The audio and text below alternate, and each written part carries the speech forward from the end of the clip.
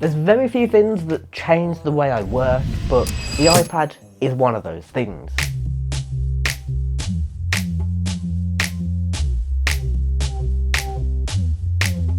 Now on my quest to transition from the Android world into the Apple world, the iPad is the final piece to the puzzle that I seem to be creating. I started off the Apple journey with the Apple Watch and the iPhone, like anyone would, then got the Mac, then got the iPad and the Apple Pencil, and I could truly say the Apple ecosystem is one of the best ecosystems I have ever seen, but also ever worked with. I used to hate Apple, and I used to completely go against Apple because they're overpriced, bad as well, cables, but overpriced everything. And now I'm actually on Apple's side, it's apart from their cables, which are still overpriced and still really bad. But today we're going to be talking about how an iPad has changed the way I work so much that it deserves its own video. So before I got my hands on a new iPad, I was thinking it would just be what it used to be when I had it. So I did have an iPad before this. I had a really old one a couple of years ago. I thought it'd be the exact same as that, a boring, just oversized phone that wasn't really capable of things that I thought it should be capable of. But on getting the iPad and the Apple Pencil combo, I was severely surprised, for a good way. I like to have a powerful device with me at all times, and the phone doesn't really, it's powerful, but it doesn't have the screen size that I want. So normally I'm carrying around my MacBook Pro or, a laptop of sort, but since getting the iPad, I haven't carried the MacBook Pro unless I need to edit. The iPad, as I describe it, is a mini computer. And I describe it as a mini computer because I can do Photoshop, I can do all of these high-powered processing things on that small little tablet. But also, it improves the workflow because it has a touchscreen. Apple devices only have touchscreens if they're an iPad or an iPhone. Laptops don't have the touchscreens. So when it comes to being a YouTuber, a content creator and an influencer, the iPad makes a really big difference on the productivity of my content. I don't edit the videos on the iPad, but thumbnails and the graphics that go in the videos are made on the iPad now. All of my thumbnails are made on the iPad. It's quicker to be able to move things with your hand instead of using a mouse. Quicker to be able to do things on iPad Photoshop anyway. And any graphics you see in the videos that I make are probably made in Illustrator on the iPad because I can draw without having the need for a graphics tablet or other accessories. It's literally just on the iPad. It's brilliant. The next thing that I discovered kind of unexpectedly was I can plug that iPad into a screen, into a PA system, anything like that. And for what I do as live sound, live lighting, being able to just have a small device like that that's easily able to be plugged into a PA system just to play some background interval music is honestly brilliant. Because I usually take the Mac to shows, and the Mac is usually the main workhorse of a show. But that iPad will do exactly what I need it to. YouTube, internet, everything, it's got its own data in it as well, which is brilliant for shows when I don't have, access to an internet connection. It's actually really, really amazing.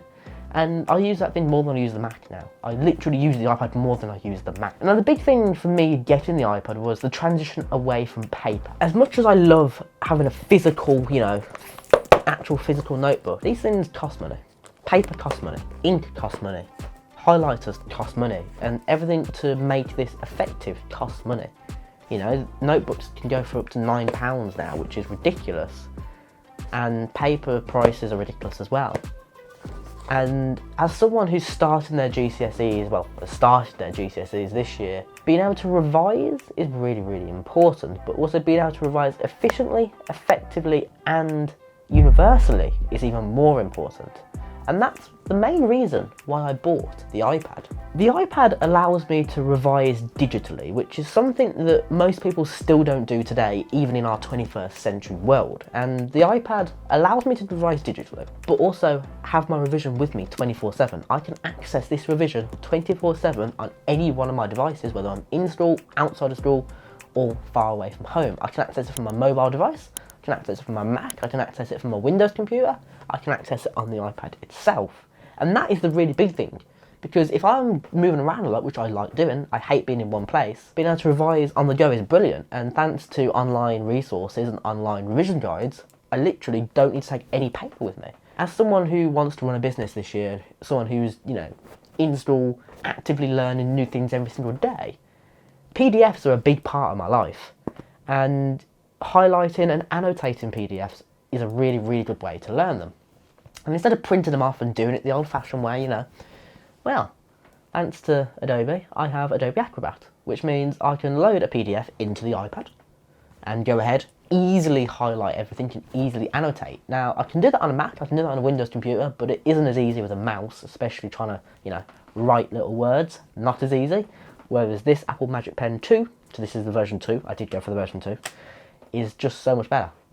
Honestly, so much better. Now, there is some things I don't like about the iPad, and the first thing, I would like an audio jack, but, Apple dongles. There's no audio jacks on many things these days. I'm surprised the 2019 MacBook Pros have audio jacks, to be honest. Another thing I'd really like on the iPad is a stronger magnet for this pen. Like, it's strong-ish, but it easily falls off and easily comes loose, and if you lose it, there's no way of tracking that thing. So if you lose it, you'll lost it.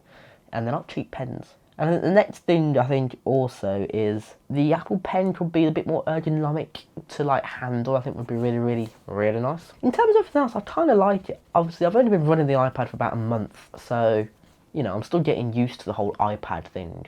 But it is a really, really useful piece of tech. And I'm not sponsored by Apple, but I do recommend the Apple ecosystem because obviously, I'm not talking about the whole ecosystem in this video, but for example, when I used to do daily vlogs, simple, film it on my phone, airdrop it to the Mac, edit it, 30 seconds, it'll be done. That's the amazing thing about Apple. So, if you enjoyed this video, do not forget to subscribe, leave a comment down below, leave a like, and check back for another video. Every Monday we post tutorial content. Every Thursday we post a video like this, talking about a product, doing an event, showing you how I work, or something like that. And we get the daily YouTube shorts going up every single day. Hope you've enjoyed this video. This video I've really enjoyed filming because this thing is an absolute workhorse. And there's a video coming out next week on how I make my thumbnails using the iPad and how the iPad has revolutionised the way I work, making thumbnails for this content. But yeah, that's it for me, and I'll see you guys in the next video. Oh yeah, by the way, I'm going to do a full proper good review in about a month or two's time once I've had more experience with the iPad, so subscribe for that. That's coming up in a couple of months. Was the year I had to leave you, but now I'm seeing all the signs.